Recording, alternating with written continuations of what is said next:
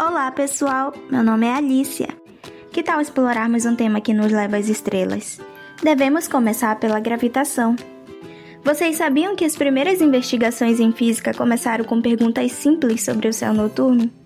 Vocês já ouviram falar sobre como a maçã caiu na cabeça de Isaac Newton, certo?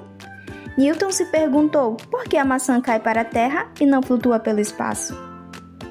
Essa é a história que contam para explicar como Newton formulou a lei da gravitação universal. Newton percebeu que a gravidade é a força que atrai objetos uns em direção aos outros, e de acordo com a teoria de Newton, a Terra puxa objetos próximos à sua superfície, fazendo-os acelerar para baixo. A mesma força, a gravidade, atua na Lua. Neste caso, a gravidade atua como uma força centrípeta, mantendo a Lua presa em órbita em torno da Terra. Lembrando que a força centrípeta é a força que mantém o objeto se movendo em um caminho circular, puxando-o constantemente para o centro do círculo. Esse menino se chama José, e ele está girando uma pedra amarrada a uma corda.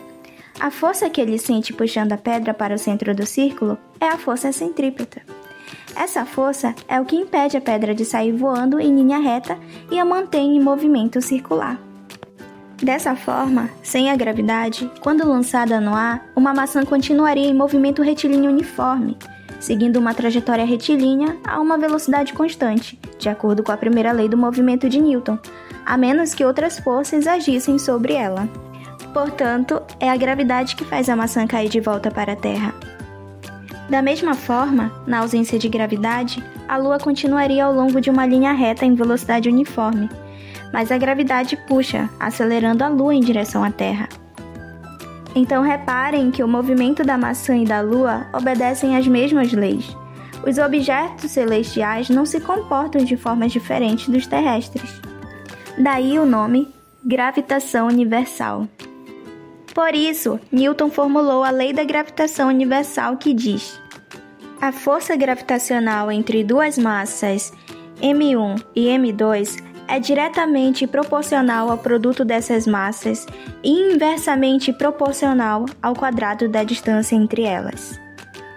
Isso significa que quanto maior a massa dos objetos, maior será a força de atração entre eles, e quanto mais distantes estiverem, menos atração sentirão. A gravitação universal é responsável por manter a Lua em órbita ao redor da Terra, os planetas em órbita ao redor do Sol e até mesmo os astros em suas galáxias. Este G na fórmula é uma constante da natureza que indica quão forte é a força gravitacional. Para medir G, você teria que realizar um experimento para medir a atração entre duas massas conhecidas. Para medir a força gravitacional entre duas massas conhecidas, Henry Cavendish usou uma balança especial chamada de balança de torção. Nessa balança, duas esferas pequenas são suspensas por uma fibra de quartzo, e duas esferas maiores são aproximadas para causar uma pequena torção na fibra. Um raio laser é usado para medir essa torção. Quando a fibra se torce, o raio laser é desviado e incide uma escala, permitindo que os cientistas meçam o ângulo de torção causado pela força gravitacional. Após calibrar a balança, os cientistas conseguem medir as forças gravitacionais e determinar o valor de G. O valor atualmente aceito é aproximadamente 6,67 vezes 10 a menos 11 newtons metro quadrado por quilograma ao quadrado. Com essa técnica, os cientistas puderam entender melhor a força da gravidade e como ela funciona entre os corpos do universo.